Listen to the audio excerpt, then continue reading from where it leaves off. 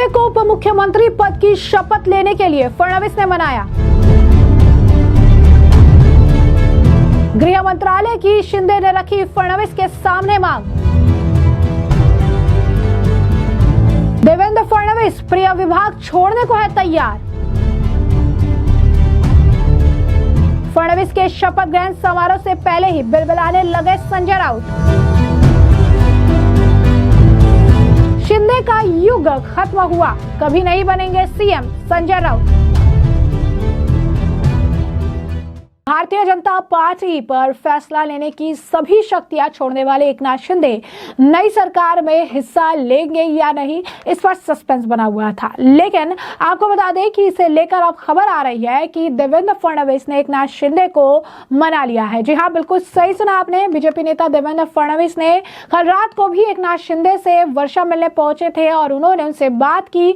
दोनों नेताओं के बीच आधे घंटे से ज्यादा समय तक बातचीत हुई और ये कहा जा रहा है कि फडणवीस शिंदे को महाराष्ट्र की नई सरकार में उप मुख्यमंत्री का पद ग्रहण करने का आग्रह जो है करते नजर आए और उसके बाद उन्होंने मना भी लिया है। यानी साफ तौर पर ये एक बड़ी, अगर आप देखेंगे, उपलब्धि के तौर पर देखा जा रहा है। वहीं दूसरी तरफ अभी फडणवीस के मुख्यमंत्री पद की शपथ लेने में काफी समय बचा हुआ है। यानी आप कह सकते हैं कि शाम 5 साढ़े 5 बजे का समय दिया गया है। लेकिन इससे ठीक पहले ही संजय राउत जो है बिलबिलाने लगे और इस कदर से बयान देने लगे ताकि भड़काया जा सके। संजय राउत ये कहते नजर आए कि शिंदे का वक्त अब खत्म हो चुका है और वो कभी मुख्यमंत्री नहीं बन पाएंगे। बीजेपी जिस पार्टी के साथ जाती है उसे तोड़ देती है। जी हाँ, बिल्कुल सही सुना आपने। तो ऐसे में पूरा माजरा जो है समझ लेते हैं। दरअसल उप मुख्यमंत्री के तौर पर एकनाथ शिंदे शपथ ग्रहण करेंगे या नहीं, इस पर संशय बना हुआ है। कल भी जब मीडिया से बातचीत हो रही थी, इस दौरान भी उन्होंने सवाल को टाल दिया। अब ऐसे में पिछले 24 घंटे में कार्यवाहक मुख्यमंत्री शिंदे ने दूसरी बार वर्षा बंगले पर देवेंद्र फडणवीस ने मुलाकात की ताकि उन्हें नई सरकार का हिस्सा बनाने के लिए मनाया जा सके। आपको बता दें कि बुधवार को आयोजित प्रेस कॉन्फ्रेंस में भी देवेंद्र फडणवीस की अगर हम बात करें तो देवेंद्र फडणवीस ने कहा था कि हम चाहते हैं कि एकनाथ शिंदे नई सरकार में काम करें। मैंने कल उनसे अनुरोध किया, उम्मीद है कि वो सकारात्मक प्रतिक्रिया देंगे। फडणवीस ने यह भी कहा था कि शिंदे पर जल्द फैसला हो जाएगा। इसके बाद देर रात फडणवीस से शिंदे से मिलने उनके बंगले वर्षा भी पहुंचे। दोनों के बीच कैबिनेट मंत्रियों को लेकर भी चर्चा हुई। फिलहाल मुलाकात में शिवसेना के पूर्व मंत्री गुलबाबराव देसाई और शंभूराज देसाई, दादा भूसे मौजूद थे। अब ऐसे में आपको बता दें कि माना जा रहा है कि शिंदे ने फडणवीस के सामने शर्त रखी है कि वो उप मुख्यमंत्री का पद तभी स्वीकार करेंगे जब उन्हें गृह विभाग की जिम्मेदारी मिलेगी। दिलचस्प बात यह है कि दोनों नेताओं के बीच इस बारे में सकारात्मक चर्चा हुई है, इसीलिए शिंदे को गृह विभाग मिलने की संभावना है। शिंदे ने गृह विभाग पाने के लिए कई कोशिशें की, उनके प्रयास सफल होने के संकेत अब मिल रहे हैं। इसीलिए नई सरकार में शिंदे एक शक्तिशाली पोर्टफोलियो के साथ उप मुख्यमंत्री के रूप में नजर आएंगे। शिवसेना विधायकों ने शिंदे पर उप मुख्यमंत्री बनने के लिए दबाव भी बनाया। उधर आपको बता दें कि शिवसेना के नवनिर्वाचित विधायकों ने भी पार्टी अध्यक्ष एकनाथ शिंदे से मुलाकात की और बीजेपी के नेता देवेंद्र फडणवीस के नेतृत्व में बनने वाली महाराष्ट्र की नई सरकार में उप मुख्यमंत्री का पद ग्रहण करने का आग्रह किया। पार्टी के विधायक जो है भरत गोगावले ने कहा कि हमने उनसे नई सरकार का हिस्सा बनने का आग्रह किया है क्योंकि इससे पार्टी और सरकार दोनों को फायदा होगा। हमें उम्मीद है कि वो हमारा अनुरोध जो है वो जरूर स्वीकार करेंगे और उसका सम्मान करेंगे। वहीं आपको बता दें कि महाराष्ट्र विधानसभा चुनाव के नतीजे जारी होने के बाद से मुख्यमंत्री कौन होगा इसे लेकर पहले सस्पेंस था, फिर देवेंद्र फडणवीस का नाम जो है साफ हो गया और आज देवेंद्र फडणवीस जो है मुख्यमंत्री पद की शपथ लेने जा रहे हैं। इस बीच शिवसेना यूबीटी के नेता संजय राउत ने एकनाथ शिंदे को लेकर बयान दिया। यूं कहिए कि संजय राउत जो है बुरी तरह बौखलाए नजर आए। संजय राउत कहते नजर आए कि एकनाथ शिंदे का युग खत्म हो गया है और उनका युग 2 साल का ही था। उनकी जरूरत थी, अब वो पूरी हो गई है और अब उनको फेंक दिया गया है। क्या कुछ और कहना है संजय राउत का, जरा एक बार आप खुद सुनिए। ऐसी है कि अब शिंदे का इरा खत्म हो गया है, 2 साल का ही था, उनकी जरूरत थी, वो पूरी हो गई, अब उनको फेंक दिया है। अब शिंदे इस राज्य में कभी मुख्यमंत्री नहीं बनेंगे। मैं आपको बताना चाहता हूं, ये लोग शिंदे की पार्टी भी तोड़ सकते हैं। ये भाजपा की एक लाइन रही हमेशा पॉलिटिक्स में, जो उनके साथ काम करते हैं उनकी पार्टी तोड़ देते हैं, खत्म कर देते हैं। आज से देवेंद्र फडणवीस राज्य के मुख्यमंत्री हो गए, उनके पास बहुमत है।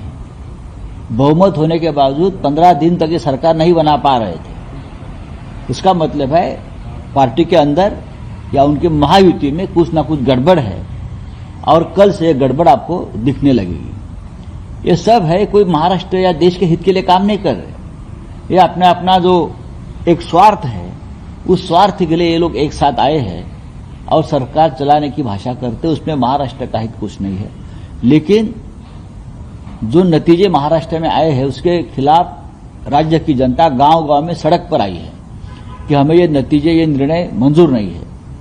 फिर भी राज्यों को मुख्यमंत्री मिल रहा है, आज शपथ लेंगे, हम उनका अभिनंदन करते हैं और आने वाला जो समय आपको मिलेगा उस पद पर बैठने का, आप महाराष्ट्र के हित के लिए काम करिए, इतना मैं कहूँ। बात ऐसी है कि एक प्रोटोकॉल, एक राष्ट्रीय शिष्टाचार होता है, सबको बुलाया जाता है, देख लेंगे शाम तक। नहीं, मुझे मालूम नहीं ये क्या निर्णय है, लेकिन आरएसएस के प्रमुख नेताओं ने कहा कि इस देश में खाने पीने के ऊपर कोई प्रतिबंध नहीं लगना चाहिए, अपने अपने मर्जी से लोग खाते हैं।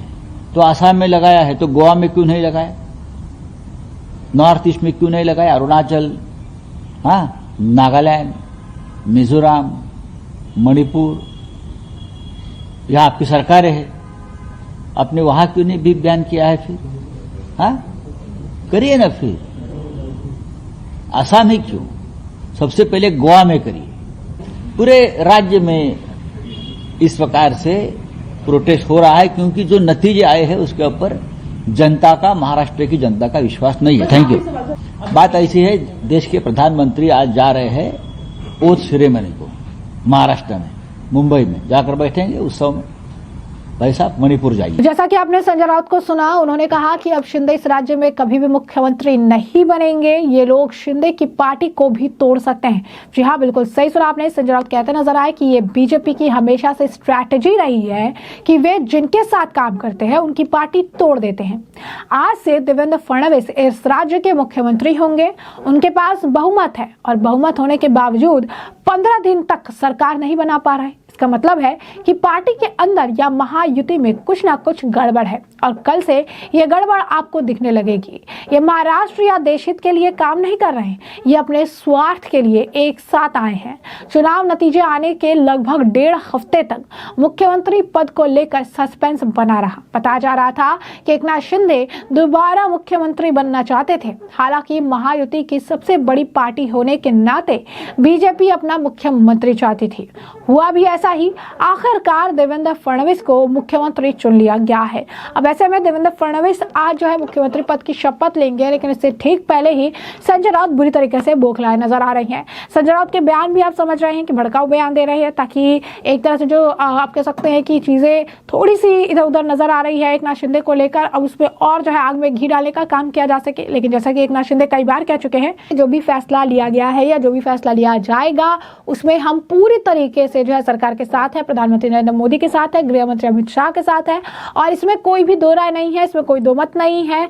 हम अपना पूरा समर्थन जो है वो सरकार को देंगे, हर काम भी करेंगे। अब बस ये कहा जा रहा है कि खबर है कि अपना जो फेवरेट मंत्रालय है देवेंद्र फडणवीस का, जो लंबे समय से देवेंद्र फडणवीस के पास रहा है, उस मंत्रालय यानी गृह मंत्रालय को त्यागने के लिए भी तैयार है। अब ये देखना दिलचस्प होगा कि आज के शपथ ग्रहण समारोह में देवेंद्र फडणवीस के साथ साथ अजीत पवार और एकनाथ शिंदे जो कि मुख्यमंत्री के तौर पर शपथ ग्रहण लेंगे और किसे कौन सा मंत्रालय दिया जाता है और क्या गृह मंत्रालय पे एकनाथ शिंदे और देवेंद्र फडणवीस के बीच बात बन गई है कि नहीं, कुछ ही घंटों में साफ हो जाएगा।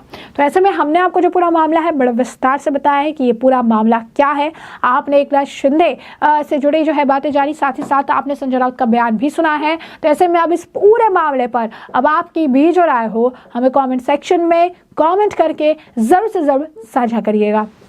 धन्यवाद।